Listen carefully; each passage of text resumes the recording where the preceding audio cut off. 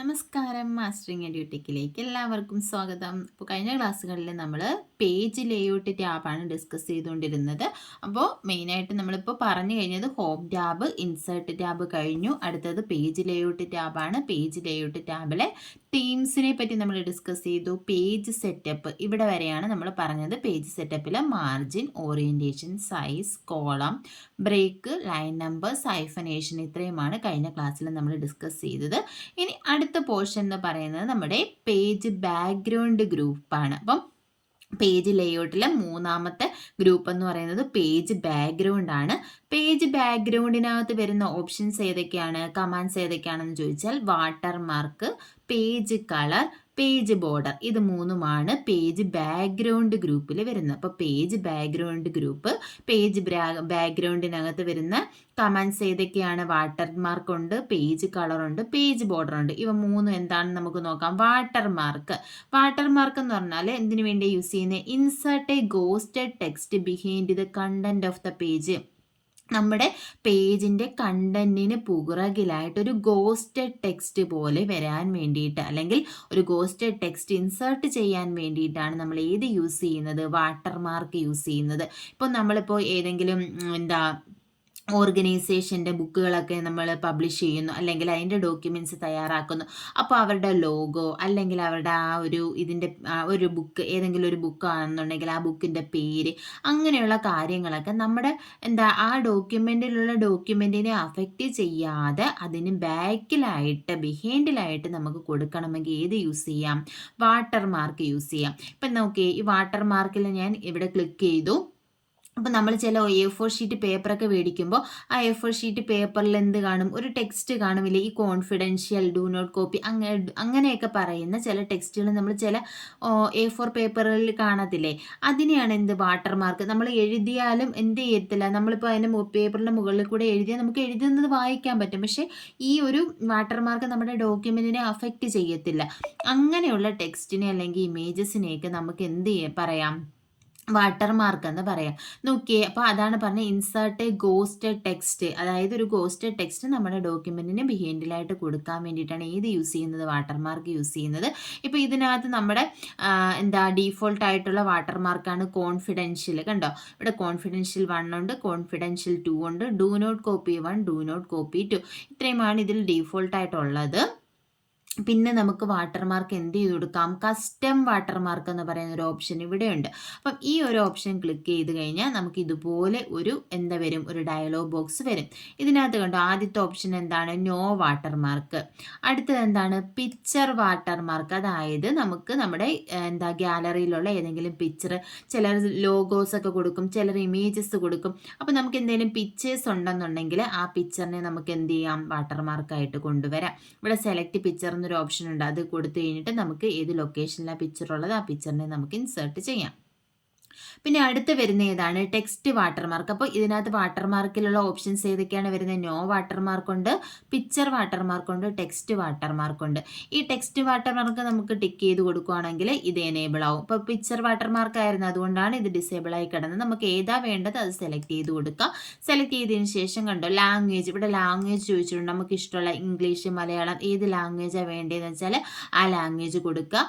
അതിനുശേഷം ഇവിടെ കണ്ടോ, ടെക്സ്റ്റ് ഉണ്ട്, ഇവിടെ അസാപ്പ് എന്നാണ് കിടക്കുന്നത്. ഇപ്പം ഞാൻ ഈ അസാപ്പ് മാറ്റിയിട്ട് എനിക്കിപ്പോൾ ഞാൻ കമ്പ്യൂട്ടർ എന്നൊരു ടെക്സ്റ്റ് ടൈപ്പ് ചെയ്ത് കൊടുക്കുകയാണ്. കണ്ടോ, കമ്പ്യൂട്ടർ എന്ന് ടെക്സ്റ്റ് കൊടുത്തു. പിന്നെ ഇവിടെ ഫോണ്ട് ഉണ്ട്, നമുക്ക് ഇഷ്ടമുള്ള ഫോണ്ട് ഇതിനകത്ത് നമുക്ക് സെലക്ട് ചെയ്ത് കൊടുക്കാം. നമ്മുടെ വാട്ടർ മാർക്ക് ഏത് ഫോണ്ടിൽ വേണമെന്നുള്ളത് അത് സെലക്ട് ചെയ്ത് കൊടുക്കാം.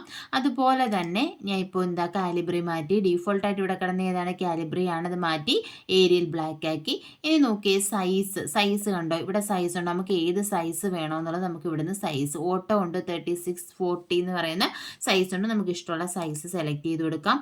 പിന്നെ എന്തുണ്ട്, കളർ ഓപ്ഷൻ ഉണ്ട്. ഇതിൽ നിന്ന് നമുക്ക് വാട്ടർ മാർക്കായിട്ട് വരേണ്ട കളർ ഏതാണെന്ന് വെച്ചാൽ ആ ഒരു കളർ നമുക്ക് സെലക്ട് ചെയ്ത് കൊടുക്കാം. ഞാൻ ഇപ്പോൾ ഈ ഒരു ലൈറ്റ് ബ്ലൂ കളറ് കൊടുത്തു. ഇനി നോക്കിയേ, ലേഔട്ട് ഉണ്ട്. ലേഔട്ട് എന്ന് വെച്ചാൽ ഏത് രീതിയിൽ നമുക്ക് വരണം, ഡയഗണൽ ആണോ ഹൊറിസോണ്ടൽ ആണോ എന്ന് വരണം. ഞാൻ ഇപ്പോൾ ഡയഗണൽ തന്നെയാണ് കൊടുത്തേക്കുന്നത്. അതിനുശേഷം നമുക്ക് എന്ത് ചെയ്യാം, അപ്ലൈ കൊടുക്കാം. അപ്ലൈ കൊടുത്തു കഴിയുമ്പോൾ നമ്മുടെ ഡോക്യുമെൻറ്റിൽ എന്ത് വരും, വാട്ടർ മാർക്ക് വരും. നോക്കിയേ, ഇവിടെ ഞാൻ ക്ലോസ് ചെയ്തു, അപ്ലൈ ചെയ്തിട്ട് ക്ലോസ് ചെയ്തു. കണ്ടോ, നമ്മുടെ ഇവിടെ വാട്ടർ മാർക്കായിട്ട് വന്നതുണ്ടോ? ഇതാണ് എന്ത് വാട്ടർ മാർക്ക്. ഇനിയിപ്പം നമ്മൾ ഇവിടെ ഒന്ന് ടൈപ്പ് ചെയ്ത് നോക്കാം. ഞാൻ ഇപ്പോൾ ഇത് എൻ്റർ അടിച്ചിട്ട് ഞാനിവിടെ ടൈപ്പ് ചെയ്യുകയാണ്. അപ്പോൾ ഇത് നമ്മുടെ ഇപ്പം ഞാൻ ടൈപ്പ് ചെയ്യുകയാണ്. അപ്പം ഇതിന് എന്താ ഒരു ബിഹൈൻഡിലായിട്ടാണ് എന്ത് വന്നിരിക്കുന്നത്? വാട്ടർ മാർക്ക് വന്നിരിക്കുന്നത്. നമ്മൾ കൊടുത്ത കളറിൽ ആ ഒരു ഫോണ്ടിലൊക്കെയാണ് എന്ത് വന്നിട്ടുള്ളത്? വാട്ടർ മാർക്ക് വന്നിട്ടുള്ളത്. പക്ഷേ ഇത് നമ്മുടെ ഡോക്യുമെൻറ്റിനെ അഫക്റ്റ് ചെയ്യുന്നുണ്ടോ? ഇല്ല. നമുക്ക് ഡോക്യുമെൻറ്റ് വായിക്കാൻ പറ്റും. ഇതിന് പുറകിലായിട്ടൊരു ഗോസ്റ്റ് ടെക്സ്റ്റ് ആയിട്ടാണ് വരുന്നത്. ഇതാണ് വാട്ടർ മാർക്ക്. അപ്പം വാട്ടർ മാർക്ക് എവിടെയാണുള്ളത്? നമ്മുടെ പേജ് ലേഔട്ട് ടാബിലാണ് വാട്ടർ മാർക്ക് എന്ന് പറയുന്ന ഓപ്ഷൻ ഉള്ളത്. തിരിഞ്ഞു പോകല്. വാട്ടർ മാർക്ക് എന്ന് പറയുന്ന ഓപ്ഷൻ പേജ് ലേഔട്ട് ടാബിൽ പേജ് ബാക്ക്ഗ്രൗണ്ട്, അതായത് നമ്മുടെ പേജിൻ്റെ ബാക്ക്ഗ്രൗണ്ടിലല്ലേ ഈ വാട്ടർ മാർക്ക് വരുന്നത്. അപ്പോൾ അത് ഓർത്താൽ മതി. പേജ് ലേഔട്ട് ടാബിലെ പേജ് ബാക്ക്ഗ്രൗണ്ടിലാണ് വാട്ടർ മാർക്ക് വരുന്നത്. ഇനി അടുത്ത ഓപ്ഷൻ ഏതാണ്? Page colour. കണ്ടോ? പേജ് കളർ എന്താ? നമുക്ക് പേജിന് എന്ത് കൊടുക്കാം? കളർ കൊടുക്കാം. ഇപ്പം നമുക്ക് ഇതുപോലെ പല കളേഴ്സ് അവൈലബിൾ ആണ്. അപ്പം നമുക്ക് ഇഷ്ടമുള്ള കളർ ഏതാണ്? നമ്മുടെ പേജിൻ്റെ ബാക്ക്ഗ്രൗണ്ടിൽ ഏത് കളർ വരണം എന്ന് വെച്ചാൽ ആ കളർ നമുക്ക് എന്ത് ചെയ്ത് കൊടുക്കാം? സെലക്ട് ചെയ്ത് കൊടുക്കാം. ഞാൻ ജസ്റ്റ് ഒരു കളർ കൊടുത്തു. ഇനി നോക്കിയേ, പേജ് ബോർഡർ. നമുക്ക് പേജിന് എന്ത് കൊടുക്കാം? ബോർഡർ കൊടുക്കാണ്ട്. Border and shading. അപ്പം ഈ ബോർഡർ ആൻഡ് ഷെയ്ഡിങ്ങിൽ ഉള്ള ഓപ്ഷൻസ് ഏതൊക്കെയാണെന്ന് നോക്കിയേ. ഇവിടെ വരുന്നത് ബോർഡേഴ്സ് ഏതൊക്കെയുണ്ട്? Box, shadow, 3D, custom. ഇത്രയും ബോർഡേഴ്സ് ആണുള്ളത്. അതുപോലെ തന്നെ ഇവിടെ നമുക്ക് ഏത് ലൈൻ വേണമെന്നുള്ളത് കൊടുക്കാം, കളർ കൊടുക്കാം, വിട്ട് കൊടുക്കാം ബോർഡറിൻ്റെ. അപ്പോൾ ഇത് പേജ് ബോർഡർ. അപ്പോൾ നമ്മളിപ്പോൾ ക്ലിക്ക് ചെയ്തപ്പോൾ വന്നത് എന്താണ്? ബോർഡർ ആൻഡ് ഷെയ്ഡിങ് എന്ന് പറയുന്ന ഡയലോഗ് ബോക്സ് ആണ് വന്നത്. അതിൽ ബോർഡർ ഉണ്ട്, പേജ് ബോർഡർ ഉണ്ട്, ഷെയ്ഡിങ് ഉണ്ട്. ഈ 3 ഓപ്ഷനാണ് ഉള്ളത്. പേജ് ബോർഡർ എടുക്കുക. ഇതിനകത്ത് ഏതൊക്കെയാണ് ബോർഡർ? ഏതൊക്കെ രീതിയിലുണ്ട്? ബോക്സ് ഉണ്ട്, ഷാഡോ ഉണ്ട്, 3D ഉണ്ട്, കസ്റ്റം ഉണ്ട്. അപ്പം ഞാൻ ജസ്റ്റ് ബോക്സ് സെലക്ട് ചെയ്തു. ബോക്സ് സെലക്ട് ചെയ്തിട്ട് ഇവിടെ സ്റ്റൈലുണ്ട്. സ്റ്റൈലിനകത്ത് നമുക്ക് ഇഷ്ടമുള്ള ലൈൻ ഏതാ വേണ്ടതെന്ന് വെച്ചാൽ സെലക്ട് ചെയ്യുക. ഞാൻ ഈ ഒരു ലൈൻ സെലക്ട് ചെയ്തു. ഇവിടെ കളർ ഓട്ടോമാറ്റിക് ഉണ്ട്, അല്ലെങ്കിൽ നമുക്ക് ഇഷ്ടമുള്ള കളർ സെലക്ട് ചെയ്യാം. അതുപോലെ തന്നെ വിട്ട് കണ്ടോ? ആ കളർ, ആ ലൈനിൻ്റെ വിട്ട് നമുക്ക് ഈ ഒരു രീതിയിൽ കൂട്ടിയും കുറച്ചൊക്കെ കൊടുക്കാം. അതിനുശേഷം കണ്ടോ ഇവിടെ എന്തുണ്ട്? പ്രിവ്യൂ ഉണ്ട്. നമ്മുടെ ഏത് രീതിയിൽ വരും. ഇപ്പം നമുക്ക് ടോപ്പ് വേണ്ടാന്നുണ്ടെങ്കിൽ കൊടുത്താൽ അത് പോവും, ബോട്ടം വേണ്ടാന്നുണ്ടെങ്കിൽ കൊടുത്താൽ അതും പോവും. കണ്ടോ? ഒന്നുകൂടെ ടിക്ക് ചെയ്ത് കഴിഞ്ഞാൽ അത് വരും. അപ്പം നമുക്കിവിടെ പ്രിവ്യൂ ചെയ്യാൻ നമുക്ക് ആവശ്യമുള്ള രീതിയിൽ. അതിനുശേഷം എന്ത് കൊടുക്കുക? ഓക്കെ കൊടുക്കുക. ഓക്കെ കൊടുത്തു കഴിഞ്ഞാൽ കണ്ടോ ഇവിടെ ഈ ഒരു ബോർഡർ ആയിട്ട് വന്നിട്ടുള്ളത് മുകളിലും കണ്ടോ? ഇതാണ് ബോർഡർ, പേജ് ബോർഡർ. കണ്ടോ? ഈ 4 സൈഡിലും എന്ത് വരുന്നുണ്ട്? ബോർഡർ വരുന്നുണ്ട്. അപ്പോൾ പേജ് ബാക്ക്ഗ്രൗണ്ടിനകത്താണ് ഏതൊക്കെ വരുന്നത്? വാട്ടർ മാർക്ക് വരുന്നു, പേജ് കളർ വരുന്നു, പേജ് ബോർഡർ വരുന്നു. ഇനി അടുത്ത ഗ്രൂപ്പ് എന്ന് പറയുന്നത് പാരഗ്രാഫ് ഗ്രൂപ്പാണ്. പാരഗ്രാഫ് ഗ്രൂപ്പിനകത്ത് വരുന്ന 2 ഓപ്ഷൻസ് ഇൻഡന്റ് ആൻഡ് സ്പേസിംഗ് ആണ്. ഈ ഇൻഡന്റ് ആൻഡ് സ്പേസിംഗ് നമ്മൾ പഠിച്ചിട്ടുണ്ട്. ഇൻഡന്റേഷൻ കൊടുക്കുക, അതായത് നമ്മുടെ ഹോം ടാബിലെ എന്തുണ്ടായിരുന്നു? പാരഗ്രാഫ് ഉണ്ടായിരുന്നു. ഇവിടെയും വരുന്നുണ്ട് എന്ത്? ഇൻഡന്റ് എന്നുള്ളത്. അപ്പോൾ നോക്കിയേ, പേജ് ലേഔട്ടിലെ പാരഗ്രാഫിൽ വരുന്നത് ഇൻഡന്റും സ്പേസിങ്ങുമാണ്. അപ്പോൾ ഈ ഇൻഡന്റ്, അതായത് പാരഗ്രാഫിന് ലെഫ്റ്റ് സൈഡിൽ എത്ര ഇൻഡന്റ് ചെയ്യണം, അതുപോലെ തന്നെ റൈറ്റിൽ എത്ര ഇൻഡന്റ് ചെയ്യണം. ബൈ ഡീഫോൾട്ടായിട്ട് ഇവിടെ കിടക്കുന്ന വാല്യൂ എത്രയാണ്? 0 ആണ് ഡീഫോൾട്ട് വാല്യൂ എന്ന് പറയുന്നത്. അപ്പം നമുക്ക് എത്ര ഇൻഡന്റേഷൻ എത്ര കൊടുക്കണം എന്നുള്ളത് ഇവിടെ കൊടുക്കാം.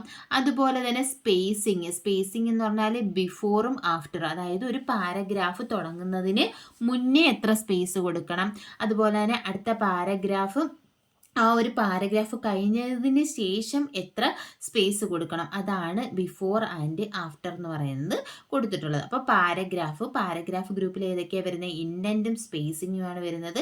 ഇൻഡന്റ് എന്ന് പറയുന്നത് ഏതൊക്കെയായിരിക്കും? ലെഫ്റ്റ് ഇൻഡന്റും ഉണ്ട്, റൈറ്റ് ഇൻഡന്റും ഉണ്ട്. ഇൻഡന്റ് നമ്മൾ നേരത്തെ പറഞ്ഞത്, അതുകൊണ്ട് ഡീറ്റെയിൽ ആയിട്ട് പറയുന്നില്ല. പിന്നെ വരുന്നത് സ്പേസിംഗ് ആണ്. സ്പേസിങ്ങിൽ വരുന്ന ഓപ്ഷൻസ് ഏതൊക്കെയാണ്? ബിഫോറും ഉണ്ട്, ആഫ്റ്ററും ഉണ്ട്. അപ്പം മുന്നേയും ആ ഒരു പാരഗ്രാഫിന് ശേഷവും, അത്രയുമാണ് അതിൽ വരുന്നത്. അപ്പോൾ പേജ് ലേഔട്ടിൽ നമ്മൾ പറഞ്ഞ ഏതൊക്കെയായിരുന്നു ഗ്രൂപ്പ്? തീംസ് പറഞ്ഞു, പേജ് സെറ്റപ്പ് പറഞ്ഞു, പേജ് ബാക്ക്ഗ്രൗണ്ട് പറഞ്ഞു, പാരഗ്രാഫ്.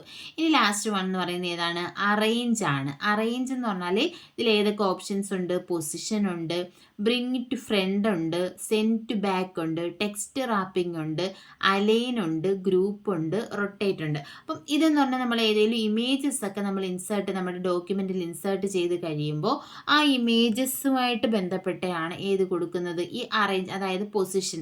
ആ ഒരു ഒബ്ജക്റ്റ് എവിടെ നമുക്ക് പൊസിഷൻ, ഏത് പൊസിഷനിൽ നമുക്ക് കൊടുക്കണം.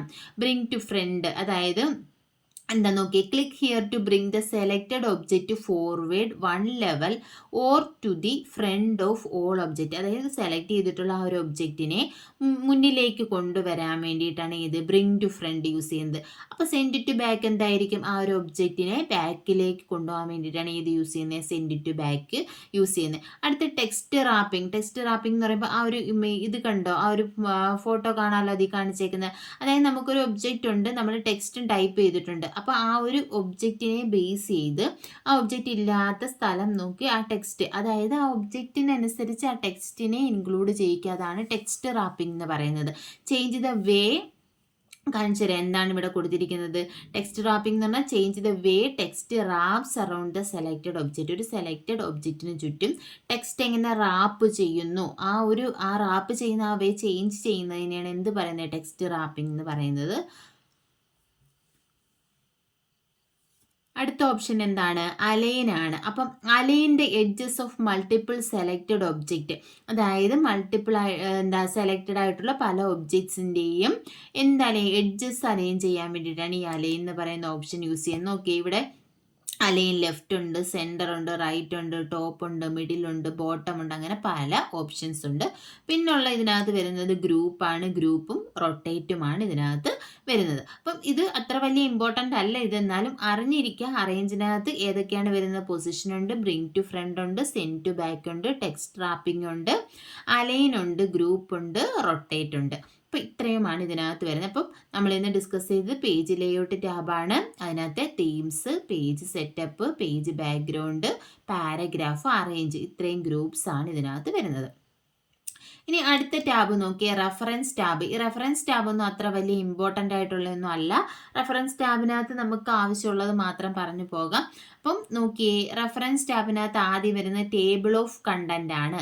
ടേബിൾ ഓഫ് കണ്ടന്റിൽ കണ്ടോ, ഇതേപോലെ കണ്ടന്റ്സ് നമുക്ക് ആഡ് ചെയ്യാൻ വേണ്ടിയിട്ടാണ് ഇൻസേർട്ട് ടേബിൾ ഓഫ് കണ്ടന്റ്. അപ്പം നോക്കിയേ, ഇങ്ങനെയൊക്കെ നമുക്ക് എന്ത് ചെയ്യാം, ഇൻഡെക്സ് ക്രിയേറ്റ് ചെയ്യത്തില്ലേ നമ്മൾ ബുക്കിനകത്ത്. ഇപ്പോൾ ഡോക്യുമെൻ്റ് തയ്യാറാക്കിയിട്ട് അതിൻ്റെ ഫസ്റ്റ് ഇൻഡെക്സ് പേജ് ഒക്കെ തയ്യാറാക്കത്തില്ലേ, അതിന് വേണ്ടിയിട്ടാണ് ഇത് യൂസ് ചെയ്യുന്നത്. നോക്കിയേ, ടേബിൾ ഓഫ് കണ്ടന്റ്. അപ്പം ഈ ഹെഡിങ്, അതായത് ഇന്ന ഹെഡിങ് ഇവിടെ വരും, ഇത്രാമത്തെ പേജ്, അങ്ങനെയുള്ള രീതിയിൽ നമുക്ക് കൊടുക്കാനാണ് ഈ ടേബിൾ ഓഫ് കണ്ടന്റ് യൂസ് ചെയ്യുന്നത്. പിന്നുള്ളത് ഇതിനകത്ത് വരുന്ന ആഡ് ടെക്സ്റ്റ് ആണ്. ആഡ് ടെക്സ്റ്റ് എന്ന് പറയുന്ന ഓപ്ഷൻ ഉണ്ട്. അതായത് ഇതിനകത്ത് ടേബിൾ ഓഫ് കണ്ടന്റിലേക്ക് ടെക്സ്റ്റ് ആഡ് ചെയ്യാനും അപ്ഡേറ്റ് ടേബിൾ, അതായത് ഈ ടേബിൾ അപ്ഡേറ്റ് ചെയ്യാനുള്ള ഓപ്ഷനാണ് ഇവിടെ വരുന്നത്. പിന്നെ വരുന്നത് ഇത് ഇമ്പോർട്ടൻ്റ് ആണ്, ഇത് ഫൂട്ട് നോട്ട്. ഫൂട്ട് നോട്ട് എന്ന് പറഞ്ഞാൽ ഫൂട്ട് നോട്ടും ഉണ്ട്, എൻ നോട്ടും ഉണ്ട്. അതായത് ഫൂട്ട് നോട്ട് എന്ന് പറഞ്ഞാൽ നമുക്ക് ഒരു ഡോക്യുമെൻറ്റിൽ ഓരോ പേജിൻ്റെയും അവസാനം എന്തെങ്കിലും നോട്ട്സ് ആഡ് ചെയ്യണമെങ്കിലാണ് ഫൂട്ട് നോട്ട് യൂസ് ചെയ്യുന്നത്. എൻ നോട്ട് എന്ന് പറഞ്ഞാൽ ആ ഡോക്യുമെൻറ്റിൻ്റെ ഏറ്റവും അവസാനമായിരിക്കും എന്ത് ചെയ്യുന്നത്, എൻ നോട്ട് ആഡ് ചെയ്യുന്നത്. അതാണ് ഇത് തമ്മിലുള്ള ഡിഫറൻസ്. അപ്പം ഫൂട്ട് നോട്ട് എന്ന് പറഞ്ഞാൽ എന്താ, add a footnote to the document. ഡോക്യുമെന്റിലേക്ക് നമുക്ക് എന്ത് ചെയ്യാം, ഫൂട്ട് നോട്ട് ആഡ് ചെയ്യാം. Footnote are automatically renumbered as you move text around the document. ഡോക്യുമെന്റിൽ എന്താ, അത് ഓട്ടോമാറ്റിക്കലി എന്ത് ചെയ്യും, റീനമ്പർ ചെയ്യുമെന്നാണ് പറയുന്നത്. എന്തിനെ, നമ്മൾ ഡേറ്റ ഓരോ ഫുട് നോട്ട് കൊടുത്തു കഴിയുമ്പോൾ അടുത്തതിലേക്ക് പോകുമ്പോൾ അത് നമ്പർ ചെയ്യും. നോക്കി, എൻ നോട്ട് എന്ന് പറഞ്ഞാൽ എന്താണ്, add an endnote to the document. ഡോക്യുമെന്റിന് എൻഡ് നോട്ട് കൊടുക്കണമെങ്കിലാണ് ഏത് യൂസ് ചെയ്യുന്നത്, എൻ നോട്ട് യൂസ് ചെയ്യുന്നത്. അപ്പോൾ എൻ നോട്ടിന്റെ ഷോർട്ട് കട്ട് എന്താണ്, ആൾട്ട് കൺട്രോൾ ഡി ആണ്. എൻഡ് നോട്ടിന്റെ ഷോർട്ട് കട്ട് ഫൂട്ട് നോട്ട് ആണെങ്കിൽ ആൾട്ട് കൺട്രോൾ എഫ്. അത് അതിൽ നമുക്ക് പഠിക്കാം. F footnote, alt control F. Endnote ആണെങ്കിൽ ആൾട്ട് കൺട്രോൾ ഡി. ഇപ്പം നോക്കി, ഇൻസേർട്ട് ഫൂട്ട് നോട്ട്. ഇത് നമ്മുടെ ഒരു പേജ് ആണല്ലോ. അപ്പം ഞാനിവിടെ നമ്മളിപ്പോൾ എൻ്റർ അടിച്ച് അടുത്ത 2 പേജ് നമ്മളിവിടെ ഇൻസേർട്ട് ചെയ്തു. ഇനിയിപ്പോൾ നോക്കി, 2-3 പേജ് നമ്മൾ ഇൻസേർട്ട് ചെയ്തു. ഇനി എനിക്ക് ഈ ഒരു പേജിൽ ഫൂട്ട് നോട്ട് കൊടുക്കണം. അപ്പോൾ എന്ത് ചെയ്യണം ഞാൻ? അപ്പോൾ നമ്മൾ ഫൂട്ട് നോട്ട് ആഡ് ചെയ്യേണ്ടടുത്ത് നമ്മുടെ കഴ്സർ ഇവിടെ വെച്ചു. ഞാൻ ഇവിടെ ഇങ്ങനെ കഴ്സർ വെച്ചു, കണ്ടോ, ഇതിൻ്റെ ഇടയ്ക്ക് ഞാൻ കഴ്സർ വെച്ചു. അതിനുശേഷം ഞാൻ ഇൻസേർട്ട് ഫൂട്ട് നോട്ട്, കണ്ടോ, ഇൻസേർട്ട് ഫൂട്ട് നോട്ട് എന്ന് കൊടുത്തിട്ട് എനിക്കിപ്പം ഇതിനെ പറ്റിയിട്ട് എന്തെങ്കിലും, കണ്ടോ, ഇവിടെ നമ്മുടെ ഫൂട്ട് നോട്ട് ആഡ് ആവും, കണ്ടോ, ഇവിടെ 1 എന്ന് വന്നിട്ടുണ്ട്. അതുപോലെ തന്നെ ഒന്നാമത്തത് ഫുട് നോട്ട്, അതായത് ഈ ഒരു പേജിൻ്റെ എൻഡിലാണ് ഫുട് നോട്ട് വരുന്നത്. അപ്പം ഞാനിവിടെ ഫുട് നോട്ട് കൊടുത്തു, എന്താ ഹലോ എന്ന് ഞാൻ കൊടുത്തു. ഒരു നോട്ട് ഞാൻ കൊടുത്തു.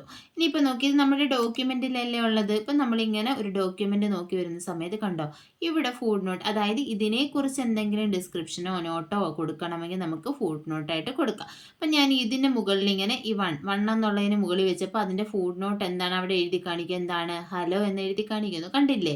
അപ്പം ഇതാണ് ഫുട് നോട്ട് എന്ന് പറയുന്നത്. അപ്പോൾ ഇങ്ങനെയാണ് നമ്മൾ ഫുട് നോട്ട് ആഡ് ചെയ്യുന്നത്. അപ്പം നമുക്ക് ഇവിടെ ഒരു ഫുട് നോട്ട് കൊടുക്കണമെങ്കിൽ എന്ത് ചെയ്യുക, ഇൻസേർട്ട് ഫുട് നോട്ട്. അപ്പം കണ്ടോ, അടുത്ത രണ്ടാമത്തത് വന്നു. രണ്ടാമത്തേൽ ഞാൻ ഹായ് എന്ന് കൊടുത്തു, കണ്ടോ. അപ്പം നമ്മുടെ ഡോക്യുമെൻറ്റിൽ എന്ത് വരും, ഇപ്പോൾ എത്ര ഫുട് നോട്ട് ഉണ്ട്, ഇവിടെ ഒരു ഫുട് നോട്ട് ഉണ്ട്, ഇവിടെ ഒരെണ്ണമുണ്ട്. അപ്പം നമ്മൾ ഇവിടെ കൊണ്ട് വെക്കുമ്പോൾ ഇവിടെ എന്ത് കാണിക്കും, ഈ ഫുട് നോട്ട് കാണിക്കും. അവിടെ എന്താണ് എഴുതി കാണിക്കുന്നത്, ഹായ്. ഇവിടെ വെച്ച് കഴിഞ്ഞാൽ ഇതിൻ്റെ ഫുട് നോട്ട് എന്താണ്, ഹലോ. ഇതാണ് ഫുട് നോട്ട് എന്ന് പറയുന്നത്. ഇനി നോക്കിയേ, അടുത്ത് നമുക്ക് എൻ നോട്ടാണ് വേണ്ടതെന്നുണ്ടെങ്കിൽ നമ്മൾ എന്ത് ചെയ്യാം, ഞാൻ ഇവിടെ വെച്ചു, ഇവിടെ ഒരു എൻ നോട്ട് കൊടുക്കണം. അപ്പം ഞാൻ എന്ത് ചെയ്തു, ഇൻസേർട്ട് എൻഡ് നോട്ട്. അപ്പം എൻഡ് നോട്ട് കൊടുത്തു. അപ്പോൾ ഇത് എവിടെയാണ് വന്നേക്കുന്നത്, കണ്ടോ, ഈ പേജിലല്ല വന്നേക്കുന്നത്. നമ്മുടെ ഈ പേജിൽ ആണ് നമ്മൾ എൻഡ് നോട്ട് കൊടുത്തേക്കുന്നത്. പക്ഷെ അത് വന്നേക്കുന്നത് എവിടെയാണ്, ലാസ്റ്റ് പേജിലാണ് വന്നേക്കുന്നത്, കണ്ടോ. അപ്പം ഇതാണ് എൻഡ് നോട്ട് എന്ന് പറയുന്നത്. അതായത് ഡോക്യുമെൻറ്റിൻ്റെ ലാസ്റ്റ് പേജിലേക്കായിരിക്കും എൻഡ് നോട്ട് പോകുന്നത്. എൻഡിൽ എന്നാ ഓർത്താൽ മതി. അപ്പോൾ ദേ എൻഡ് നോട്ട് ഇവിടെ വന്നു. ഇവിടെ നമുക്ക് എന്ത് ചെയ്ത് കൊടുക്കാം, എൻഡ് നോട്ട് എന്തെങ്കിലും വേണമെന്നുണ്ടെങ്കിൽ നമുക്ക് ടൈപ്പ് ചെയ്ത് കൊടുക്കാം. കണ്ടോ, നമ്മൾ ഫുട് നോട്ട് കൊടുത്തപ്പോൾ ഇവിടെ എങ്ങനെയാണ് വന്നത്, 1 2 3 എന്നാണ് വന്നത് അല്ലേ, 1 2 എന്നാണ് വന്നത്. പക്ഷേ എൻ നോട്ട് എങ്ങനെയാണ് വരുന്നത്, റോമൻ ലെറ്റേഴ്സിലായിരിക്കും വരുന്നത്, കണ്ടോ. ഐ, അതായത് എന്താ സ്മോൾ ഇത് 1 2 അങ്ങനെയുള്ള രീതിയിലായിരിക്കും, ഫോർമാറ്റിലായിരിക്കും വരുന്നത്. ഇപ്പം നോക്കിയാൽ ഞാനിവിടെ ഒരു നോട്ട് ആഡ് ചെയ്ത് കൊടുത്തു. എന്നിട്ട് ഞാൻ ഡോക്യുമെൻറ്റിൽ പോയി, കണ്ടോ. ഇവിടെ എന്ത് ചെയ്യും, നമ്മൾ എൻ നോട്ടിൽ വെക്കുമ്പോൾ നമുക്ക് കാണാൻ പറ്റും, കണ്ടോ, അവിടെ കൊടുത്തിട്ടുള്ള ആ ഒരു ഡേറ്റ്, അതായത് എൻ നോട്ടിൽ നമ്മൾ എന്താണോ കൊടുത്തേക്കുന്നത് അത് വരും.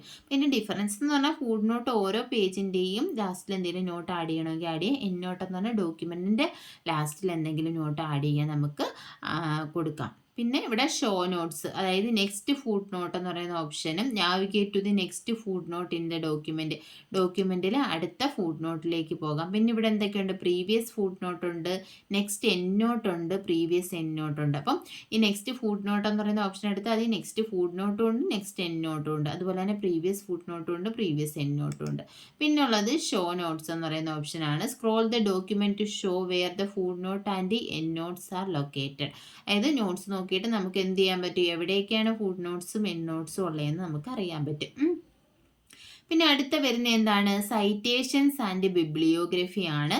ഏതിലാണ് അടുത്ത ഓപ്ഷൻ വരുന്നത്. അപ്പോൾ റെഫറൻസിനകത്ത് table of content, foot note, citation and bibliography, caption, index, table of authorities, ഇത്രയും ഓപ്ഷൻസ് ആണ് ഇതിനകത്ത് വരുന്നത്. അപ്പോൾ സൈറ്റേഷൻ എന്ന് പറഞ്ഞാൽ, ഇപ്പം നമുക്ക് എന്തെങ്കിലും ബുക്സ്, നമ്മളിപ്പോൾ ഒരു ഡോക്യുമെൻ്റ് തയ്യാറാക്കാൻ വേണ്ടിയിട്ട് ഏതെങ്കിലും ബുക്സ് ഒക്കെ റെഫർ ചെയ്തിട്ടുണ്ടെങ്കിൽ അതിൻ്റെ ഡീറ്റെയിൽസ് കൊടുക്കാൻ വേണ്ടിയിട്ടാണ് സൈറ്റേഷൻ യൂസ് ചെയ്യുന്നത്. അപ്പോൾ നമ്മുടെ ഈ ടാബിൻ്റെ പേര് തന്നെ എന്താണ്, റെഫറൻസ് അല്ലേ, റെഫറൻസസ് ആണ്. അപ്പോൾ റെഫർ ചെയ്യാൻ വേണ്ടിയിട്ടാണ് ഏത് യൂസ് ചെയ്യുന്നത്, സൈറ്റേഷൻ. അതായത് ഇൻസേർട്ട് സൈറ്റേഷൻ, നമ്മൾ ഏതെങ്കിലും ഓതറിനെയോ അല്ലെങ്കിൽ ഒരു ജേണലോ അല്ലെങ്കിൽ ഒരു ബുക്കോ ഒക്കെ നമ്മുടെ ഒരു ഡോക്യുമെൻ്റ് തയ്യാറാക്കാൻ വേണ്ടിയിട്ട് നമ്മൾ ആശ്രയിച്ചിട്ടുണ്ടെങ്കിൽ അങ്ങനെയുള്ളതിൻ്റെ ഇതെന്ത് ചെയ്യാം, സൈറ്റേഷൻസ് നമുക്ക് എന്ത് ചെയ്യുക, ഇൻസേർട്ട് സൈറ്റേഷൻ വഴി നമുക്ക് ആഡ് ചെയ്ത് കൊടുക്കാം. അപ്പോൾ ഇതിൽ ക്ലിക്ക് ചെയ്യുമ്പോൾ കണ്ടോ, add new source, add new place holder, search library, ഇങ്ങനെയുള്ള ഓപ്ഷൻ ഉണ്ട്. അപ്പോൾ ആഡ് ന്യൂ സോഴ്സ് എടുത്തു കഴിഞ്ഞാൽ ഇവിടെ നമുക്ക് ഓതർ, ടൈറ്റിൽ, ഇയർ, പബ്ലിഷർ അങ്ങനെയുള്ള കാര്യങ്ങളൊക്കെ കൊടുത്ത് നമുക്ക് എന്ത് ചെയ്യാം, ഇത്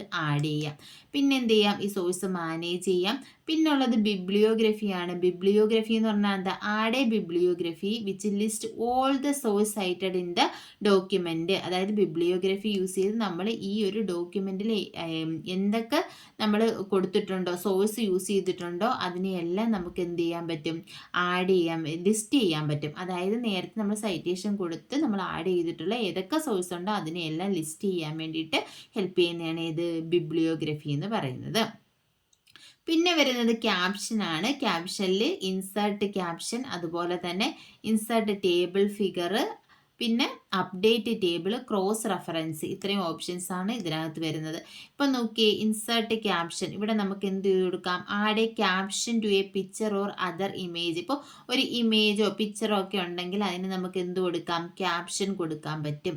അതുപോലെ തന്നെ ക്രോസ് റെഫറൻസ് നമ്മൾ പഠിച്ചത് എന്തിനു വേണ്ടിയിട്ടാണ്? Refer to items such as heading, figure, table. ഇതെല്ലാം എന്താ, നമ്മൾ ഇങ്ങനെ പറയത്തില്ലേ, ഇപ്പോൾ ഒരു നോട്ടുണ്ട്, ആ ഒരു അല്ലെങ്കിൽ ഒരു ടെക്സ്റ്റ് ഉണ്ട്, ടെക്സ്റ്റിനകത്ത് ഇപ്പോൾ ഒരു നോട്ടിൽ നമുക്ക് ഏതെങ്കിലും ഒരു ഫിഗറിനെ പറ്റി എക്സ്പ്ലെയിൻ ചെയ്യുമ്പോൾ എന്ത് ചെയ്യാൻ പറ്റും? ഇന്ന ഫിഗർ, ഇന്ന പേജ് നമ്പറിലുള്ള ഫിഗർ, അങ്ങനെയൊക്കെ പറഞ്ഞു കൊടുക്കത്തില്ലേ? അതാണ് ക്രോസ് റെഫറൻസ്. ക്രോസ് റെഫറൻസ് നമ്മൾ പഠിച്ചതാണ് നേരത്തെ.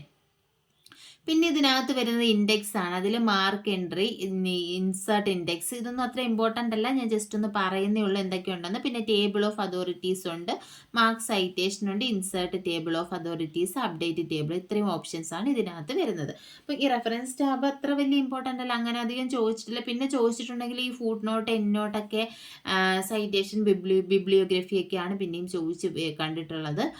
ഫുട് നോട്ട്, എൻഡ് നോട്ട് ഇമ്പോർട്ടൻ്റ് ആണ്, അത് നോട്ട് ചെയ്ത് തന്നെ പഠിക്കാം. അപ്പം ഏതൊക്കെ ടാബാണ് നമ്മളിന്ന് പറഞ്ഞ? പേജ് ലേഔട്ട് ടാബും അതുപോലെ തന്നെ റെഫറൻസ് ടാബുമാണ് പറഞ്ഞിട്ടുള്ളത്. അപ്പോൾ എന്താ, ഇത് മനസ്സിലായി കാണുമെന്ന് വിശ്വസിക്കുന്നു. ഇനി നമുക്ക് 3 ടാബും കൂടി പഠിക്കാനുള്ളത് മെയിലിങ്സും റിവ്യൂവും വ്യൂ ആണ്. അടുത്ത ക്ലാസ്സുകളിൽ അത് ഡിസ്കസ് ചെയ്യാം. അപ്പോൾ എല്ലാവരും ഇച്ചിരി സ്പീഡിൽ പോവുമോ എന്നൊക്കെ ചോദിക്കുന്നുണ്ട്. അപ്പം നമുക്ക് മാക്സിമം പോകാൻ പറ്റുന്ന സ്പീഡിൽ പോകുന്നുണ്ട്. അപ്പം മാക്സിമം നേരത്തെ തന്നെ നമ്മൾ പോർഷൻ തീർക്കും. ഇപ്പം വേഡ് എന്തായാലും നമുക്ക് തീരാറായി. അതായത് ഇനി മെയിലിങ്സും റിവ്യൂവും വ്യൂവും കൂടെ ഉള്ളൂ. അതിനകത്ത് അധികം അങ്ങനെ എന്താ, മെയിലിങ്സ് മാത്രം നമുക്ക് കുറച്ച് പഠിക്കാനല്ല, എന്താ ചോദിച്ചിട്ടുള്ള പോർഷനാണ്. അതുപോലെ തന്നെ എന്താ, നമുക്ക് പെട്ടെന്ന് തീരുന്നേ ഉള്ളൂ. ഇനി മെയിലിങ്സും റിവ്യൂവും വ്യൂവും തന്നെ പെട്ടെന്ന് തീരും. പിന്നെ ഉള്ളത് എക്സൽ. ഈ വേഡ് കൂടുതൽ എക്സ്പ്ലെയിൻ ചെയ്ത് അത്രത്തോളം നമുക്ക് എക്സലും പവർ പോയിന്റും എക്സ്പ്ലെയിൻ ചെയ്യേണ്ട ആവശ്യമില്ല. കാരണം എന്താണെന്ന് വെച്ചാൽ ഹോം ടാബിലൊക്കെ നമ്മൾ ആദ്യമേ വരുന്ന കോമൺ ആയിട്ടുള്ള കാര്യങ്ങൾ തന്നെയാണ് അതിനകത്തുള്ളത്. പിന്നെ എക്സ്ട്രാ വരുന്ന ഫങ്ഷൻസ് എക്സലിലാണെങ്കിൽ അല്ലെങ്കിൽ പവർ പോയിന്റിലാണെങ്കിൽ സ്ലൈഡ്സ്, അതിൻ്റെ ഡീറ്റെയിൽസ്, അങ്ങനെയുള്ള കാര്യങ്ങളൊക്കെ നമുക്ക് പറഞ്ഞാൽ മതിയായിരിക്കും. അപ്പോൾ എന്താ, എനിക്ക് ഒരു വീഡിയോ, അതായത് ഒരു 15-20 മിനിറ്റ് അതിൽ കൂടുതലുള്ള ലെങ്ത്തുള്ള എന്താ ക്ലാസ് ചെയ്ത് അപ്ലോഡ് ചെയ്യാൻ കുറച്ച് പാടാണ്. അതുകൊണ്ടാണ് ഒരു മാക്സിമം 15-20 മിനിറ്റിനകത്തുള്ള വീഡിയോസ് ചെയ്യാൻ നോക്കുന്നത്. എന്തായാലും നമുക്ക് പോർഷൻ അതിന് മുന്നേ എന്തായാലും കംപ്ലീറ്റ് ചെയ്യും. പിന്നെ പ്രീവിയസ് ക്വസ്റ്റ്യൻസ് നമ്മൾ ഡിസ്കസ് ചെയ്യും. അപ്പോൾ എല്ലാവരും അതോർത്ത് വിഷമിക്കേണ്ട. പിന്നെ പ്രീവിയസ് ക്വസ്റ്റ്യൻസ് വേണമെങ്കിൽ നമുക്ക് ഇപ്പോൾ രാവിലെ GK ചെയ്യുന്ന കൂട്ടത്തിൽ ഇടയ്ക്ക്, ഇപ്പം നവോത്ഥാനം കഴിഞ്ഞ് കഴിഞ്ഞാൽ നമുക്ക് ഇടയ്ക്ക് പ്രീവിയസ് ക്വസ്റ്റ്യൻസ് കൂടെ ഡിസ്കസ് ചെയ്ത് പോകാം. GK എന്ന് വെച്ചാൽ എൻ്റെ ടോപ്പിക് അല്ലാത്തതുകൊണ്ട് GK കൂടുതൽ എനിക്ക് കൊണ്ടുപോകുന്നത് കുറച്ച് ബുദ്ധിമുട്ടുള്ള കാര്യമാണ്. പിന്നെ നോട്ട്സും അതെല്ലാം പ്രിപ്പയർ ചെയ്യണം ഓൺലൈനായിട്ട്. അപ്പോൾ സമയം വളരെ കുറവായതുകൊണ്ടാണ്. അപ്പം അങ്ങനെയാണെന്നുണ്ടെങ്കിൽ നമുക്ക് ആ ഒരു സമയം, ഇപ്പം നവോത്ഥാനം കഴിഞ്ഞ് കഴിഞ്ഞിട്ട് GK വേണമെന്നുണ്ടെങ്കിൽ നിങ്ങളുടെ അഭിപ്രായം പറ. GK വേണമെന്നുണ്ടെങ്കിൽ നമുക്ക് മറ്റേ എന്താ, fact about Kerala, fact about India, അതിൻ്റെ ഇമ്പോർട്ടൻറ്റ് പോയിന്റ്സ് ഒക്കെ പറഞ്ഞു പോകാം. അതല്ല പ്രീവിയസ് ക്വസ്റ്റ്യൻ ഡിസ്കസ് ചെയ്യുവാണെങ്കിൽ അങ്ങനെ ചെയ്യാം.